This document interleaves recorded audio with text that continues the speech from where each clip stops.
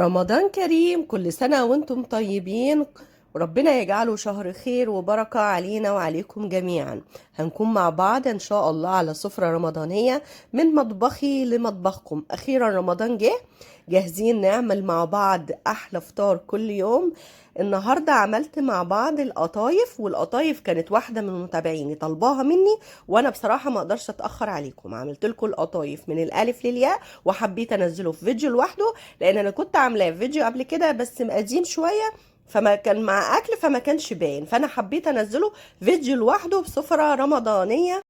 دي تجهيزات بصراحة كنت عاملاها قبل رمضان بس ما قدرتش انزله الفيديو. معلش، انتوا عارفين الدنيا، الضغط رمضان والمشتريات وغير ان جاري برد، فانا ما عرفتش بصراحة انزله، فانا قلت انزله لكم في فيديو القطايف.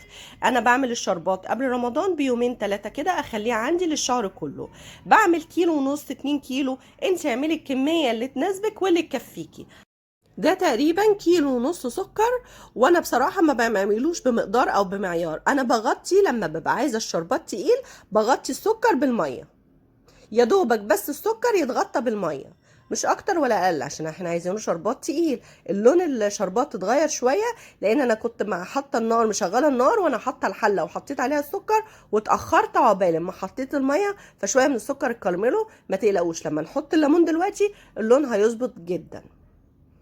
هقلب من نص بس تقلبتين، ولما السكر يسيح معايا خالص هحط عصير ليمونه كامله. وعشان انا حاطه ليمونه كامله علشان انا عامله كميه كبيره، فلو خلاص السكر معايا ساح، داب خالص في الميه، هحط عصير ليمونه كامله، وهحط كمان ربع معلقه فانيليا. بس كده، مش هحط اكتر من كده. اول ما يبتدي يغلي هحط 10 دقايق. انا زودت شريحتين من الليمون علشان يظبط معايا اللون. ممكن تكتفي خالص بالعصرة الليمونة او بعصير الليمونة، وممكن تحطي شريحتين بس. انا زودت الاتنين، انا ما بيضايقنيش ابدا طعم الليمون في الشربات، غير ان انا عايزه اظبط لون الشربات عشان في شويه كرمله مني. اول ما يبتدي يغلي هحسب له 10 دقايق بالظبط وهقفل عليه النار. بس خلاص الشربات جاهز معايا وزي الفل. ده السوداني اللي كنت مشاركاه معاكم برضو. انا بعمل الحشوه تكفيني، مش هقول لكم رمضان بس، وبعد رمضان بفتره كمان انا بعمل الحشوه تكفيني فتره كبيره. حطيت كيلو سوداني، وده كيلو سوداني انا شاريه متحمص ومتقشر، وبحب ادوقه برضو قبل ما اشتريه عشان اتاكد ان هو لا مرطب ولا طعمه مش حلو. خدته ضربته شويه في الهاند بلندر، نعمت شويه السوداني، وهحط عليه بقى كوبايه، ده تقريبا كيلو سوداني، حطيت عليه كوبايه جوز الهند وكوبايه زبيب ومعلقتين كبار من القرفه. انا ما بضيفش سكر في اي حشوات عشان احنا ما بنحبش الحاجه مسكره قوي، وبكتفي بالشربات. عايزه تحطي سكر حطي براحتك خالص لو بتحبي الحاجه مسكره.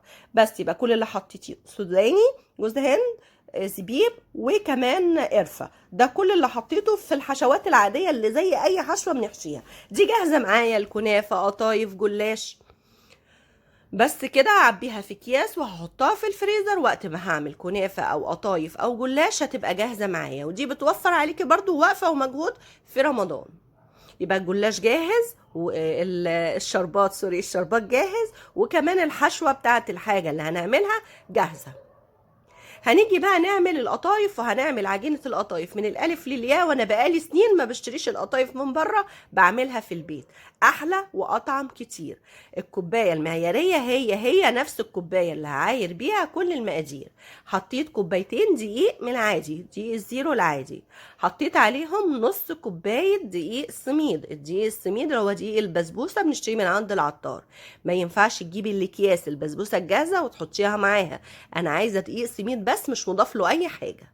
يبقى كوبايتين دقيق عليهم نص كوباية دقيق سميد، هحط عليهم معلقة خميرة فورية صغيرة ومعلقة بيكنج باودر صغيرة، ربع معلقة فانيليا، ولو مش عايزاها استبعديها، معلقتين سكر صغيرين، ورشة الملح. يبقى انا كده خلصت كل المواد الجافة.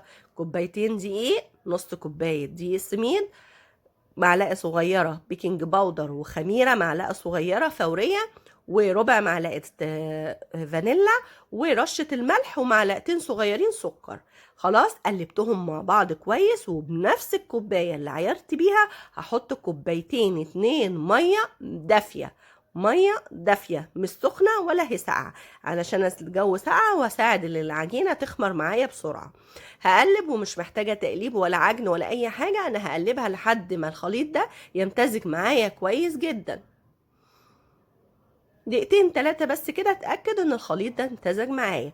هعرف منين ان هو كويس؟ لما اعمل بالمعلقه ينزل خط واحد ما يقطعش معايا. كده العجينه بتاعتي مظبوطه. هغطيها واسيبها من ساعه لساعه ونص تخمر معايا، عقبال بقى ما تجهزي بقيه الحاجه. يعني ابتدي بيها وسيبيها عشان تجهزي بقيه الحاجه وترجعي لها تاني. بعد ما خمرت بعد ساعه ونص بالظبط لقيتها تقلت معايا، وده طبيعي جدا عشان فيها دقيق سميد، ودقيق السميد بيسحب السوائل. هضيف لها بالظبط ربع كوبايه واقل كمان، ربع فنجان مش ربع كوبايه، ربع. شايفين الفنجان ده صغير بتاع الشاي صغير، حطيت ربعه ميه، ما احتجتش اكتر من كده. ربع فنجان ميه لو لقيتيها بتخنت قوي معاكي، بس كده ظبطت وبقت تمام، اللي هي برضو تبقى زي عجينه البانكيك. طاسة على النار تسخن جدا على نار هادية، ويا ريت تكون طاسة غير لاصقة علشان ما تلزقش معاكي. دي الحشوة اللي كنا مجهزينها من يومين، طلعت حطيت في الطبق وخلاص. كده عملت العجينة ومحطة الطاسة على النار تهدى تسخن معايا على نار هادية جدا. نار هادية جدا، وبالراحة بقى كده بكبشة هنحط بقى في المقلة حبة صغيرين. عايزة تعمليها كبيرة صغيرة وسط زي ما انت عايزة، بنفس طريقة البانكيك. بس في هنا حاجة، احنا ما بنقلبش القطايف. القطايف ما بتتقلبش، القطايف بتتعمل على جنب واحد بس. هحط بقى المقلب، الطاسة بتاعتي خدت 3، هحطهم على نار هادية خالص وهصبر عليها. اول ما الوش يبتدي يعمل فقاقيع اعرفي ان العجينة بتاعتك ناجحة جدا ومظبوطة. هتلاقي الوش كله عامل فقاقيع. هعرف منين ان هي استوت؟ لما العجين اللي على الوش ده يختفي تماما. اول ما العجينة تختفي ويبقى كلها وشها فقاقيع شيليها على طول من على النار. بس كده اصبري عليها، ما بتاخدش دقيقة على النار لو الطاسة نارها مظبوطة. طيب الطاسة بتاعتك بتلزق، يبقى نقطة زيت هحطها مع ان مش مستحب، وهمسحها بالمنديل كويس، وهحط القطايف فيها. بس كده اهي دي لسه ما جهزتش، لسه في على الوش عجينه. اللي هناك دي قربت خلاص. اول ما العجينه اللي على الوش تختفي هشيلها، ما بقلبهاش. القطايف ما بتتقلبش، علشان في واحده عملتها وقالت لي انا قلبتها وما رضيتش تقفل معايا. القطايف ما بتتقلبش يا جماعه، جنب واحد بس. بس كده هشيل، وكده استوت معايا، كل الوش استوى ما فيهوش عجين خالص. ظهرها كمان واخد اللون مظبوط وزي الفل كده. النار بتاعتي مظبوطه. دي اول مره ظبطي نارك عليها. انا بهدي النار على اقل درجه فيها بس، وبراحتي واحده واحده وما بتاخدش وقت خالص. اللي تستوي هشيلها، اللي لسه هستنى عليها لحد ما العجين يختفي. اول ما العجين يختفي هشيلها على طول. هتاكلي احلى قطايف. لا ناشفه، يعني بتاعت بره بتبقى ناشفه قوي، ولما تحمريها بتبقى ناشفه مش عارفه تاكليها. ديت هتبقى مقرمشه جدا من بره، طريه من جوه، وبتتقطم معاكي كده تحفه. طعمها حلو، دقيق السميد بيعمل فيها شغل جامد، بيبقى طعمها حلو جدا. جربيها هتعجبك. هعمل بقى الطريقة دي واحدة واحدة. اعرف منين ان هي ناجحة؟ الفقاقيع اللي بتعملها على الوش. اول ما وشها كله يبقى فقاقيع يبقى العجينة بتاعتي مظبوطة والقطايف بتاعتي ناجحة. واحدة واحدة عليها، وما بتاخدش وقت خالص. بس كده. اللي هطلعها هحشيها، اللي هطلعها بسيبها تهدى شوية واحشيها. خلاص هديت لازم اغطيها بفوطة نظيفة. يبقى انا هطلعها بسيبها تهدى لحد ما اعرف امسكها. هحشيها وهغطي، ولما تهدى خالص، ما تغطيهاش وهي سخنة، تهدى خالص وتبقى خلاص باردة، هنغطيها وهركنها لحد بعد الفطار كده. تصلي التراويح وترجعي تعمليها مع كوباية الشاي، تاكلي احلى قطايف مع كوباية الشاي. شايفين سهلة جدا وحلوة جدا. الحجم احنا بنحب الحجم ده. هتاكليها على قطمتين 3، حبة تعمليها اصغر من كده، حبة اكبر من كده. الحجم ده بتاعك وبراحتك، بتقفل معايا بكل سهولة، لا بتتقطع ولا بيجرى لها اي حاجة. انا هعينها في التلاجة. انا بس لازم احشيها الاول، انا هحشي الكمية كلها وهحطها اعمل بيها اللي انا عايزاه، والباقي هحطه في علبة محكمة الغلق وهشيله في التلاجة. بس لازم اشيلها محشية، ما ينفعش اشيلها من غير ما احشيها لانها مش هتقفل معاكي. حتى اللي بنشتريها من الشارع لازم نحشيها قبل ما نشيلها في التلاجة. بس هديت معايا وبقت تمام هغطيها. الليسته دي فيها دقيقة اهو، بقول لكم مش هشيلها، لازم كل الوش يبقى مستوي ما فيهوش عجينة. تاخدش وقت خالص، كل طاسة مثلا فيها 3 اهو، ما بتاخدش دقيقة. كمية حلوة وفيرة، لو عندك عزومة الكمية دي كفاية. حبة ضعف الكمية براحتك، هي تقعد معاكي في التلاجة اسبوع ما بيجرالهاش حاجة. طلعي على المقلة على طول، حمري وحطي في الشربات وكلي. بس كده. دي كان لسه قدامها شوية، اللي بيبقى تخلص بطلعها. انا هوريكم المقدار بالظبط عمل معايا كمية قد ايه بالظبط. كمية حلوة وفيرة. بس كده، دي سايباها تهدى علشان احشيها. خلاص حشيت، واللي هناك دي برضو هعمل لها حشوة لان الولاد ما بيحبوش حشوة المكسرات. انا عامله لهم، بعمل لهم الحشوة كده، دايما بعمل قطايف نص ونص. بقفل نصها بس وبسيبها كده، وسيبيها برضو تبرد وهي مفتوحة. ما تحطهمش على بعض عشان ما يقفلوش على بعض، سيبيها تبرد وهي مفتوحة كده. تمام. هعمل بقى الحشوة اللي هحشي بيها القطايف اللي هي مفتوحة دي. هحشيها بالكريم شانتيه، وعندي حشوات تانية كتير. تابعيني طول شهر رمضان هعمل لكم حشوات مختلفة. حطيت كيس كريم شانتيه اللي هو دريم، احلى نوع بصراحة. وحطيت عليه كوباية، بس الكوباية شلت منها حبة بس هحطهم. هي كوباية تقريبا 125 ملي، مش اكتر من كده. هضربهم بقى مع بعض كويس لحد ما الكريم شانتيه يعمل معايا البوز البطل المتعارف عليه. بياخد تقريبا من 6 ل7 دقايق ويبقى جاهز معاكي. خلاص انا كل ده عاملاه قبل الفطار، دخلته التلاجة وديت غطيتها. بعد الفطار بقى رحنا صلينا التراويح. انا في جامع تحت البيت عندي، جامع كبير بننزل نصلي فيه. ولما نطلع بقى من صلاة التراويح كلنا بنقوم بقى رايح داخلين على المطبخ، حاملين لنا قليتين 3 كده وناكلهم مع كوباية الشاي. احلى قطايف هتاكليها. بحب احمر القطايف بسمنة وزيت، مش بزيت بس، سمنه وزيت. حطيت معلقتين سمنه كده على نص كوبايه زيت، وهقلي فيها القطايف. نار متوسطه مش عاليه، وما تخافيش مش هتنشف منك. نار متوسطه، اقرب للهاديه مش اقرب للاعلى، اقرب للهاديه كده. واقلي براحتك خالص القطايف بتاعتك. تاخد اللون الذهبي، ما بتاخدش وقت خالص. هنقلبها على الوش التاني. هنطلعها من وهي سخنه كده من الطاسه على الشربات اللي احنا مجهزينه مع بعض.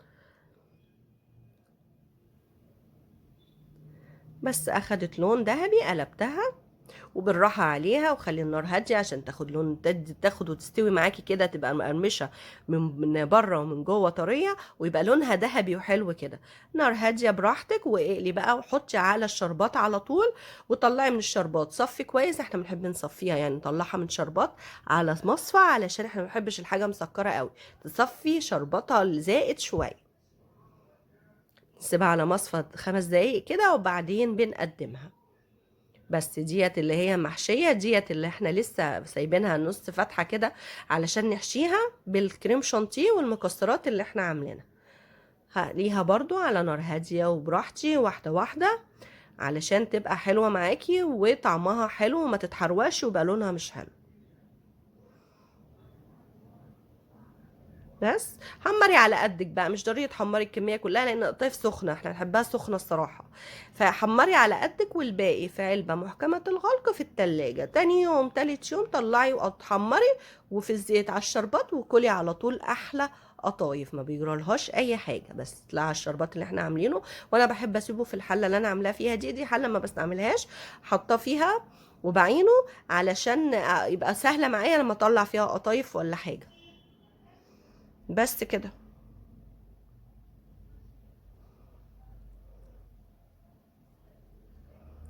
احمصها وهصفيها وهطلعها على مصفى، يعني انا بصفيها وبحطها في مصفى تصفي بقيه الشربات.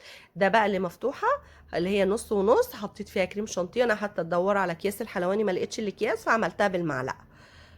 إيه، وبالفستق بقى او اي نوع مكسرات بتحبيه بالسوداني، وحطي كده وكليها بقى دافيه كده او سخنه. احلى قطايف هتاكليها، تحفه جدا، حلوه جدا. كل سنه وانتم طيبين. انا عارفه ان الستات بتبقى تعبانه وواقفه طول النهار في رمضان عشان تفطر عيلتها، ربنا يجازيكي كل خير وبناخد ثواب افطار صائم. وكل سنه وانتم طيبين ورمضان كريم عليكم وعلينا يا رب. ويا رب تفضل بيوتكم دايما عمرانة بالخير. جربي القطايف بطريقتي هتعجبك جدا، وان شاء الله لو عجبك الفيديو ما تنسينيش في اللايك والسبسكرايب تشجيعك ليا. شكرا على وقتكم ووجودكم معايا بيفرق كتير، واشوفكم على خير. مع السلامة ورمضان كريم.